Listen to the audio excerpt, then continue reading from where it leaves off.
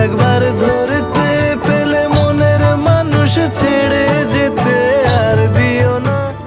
দিতিপ্রিয়া রায় ছোট পর্দায় আবারও ফিরছেন স্টার জলসার জনপ্রিয় ধারাবাহিক অনুরাগের ছোঁয়াতে। এখানে তিনি রূপার চরিত্রে অভিনয় করবেন, যিনি সূর্য ও দীপার মেয়ে। রানী রাসমণি ধারাবাহিকে তার দুর্দান্ত পারফরমেন্সের পর দর্শকরা তাকে ছোট পর্দায় ফিরে আসার জন্য অপেক্ষা করছিলেন এবং এই ধারাবাহিকের মাধ্যমে তাদের আশা পূর্ণ হতে চলেছে।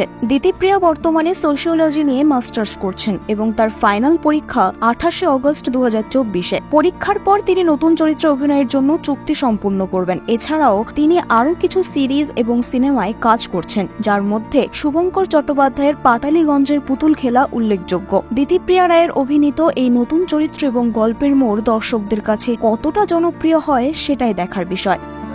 অল্প কাছে ডাকছি আর আগলে আগলে। বিনোদন জগতের সব খবরাখবর সবার আগে পেতে সাবস্ক্রাইব করুন বিনোদন চিত্র ইউটিউব চ্যানেল আর পাশে থাকা বেল বাটনটি ক্লিক করতে ভুলবেন না।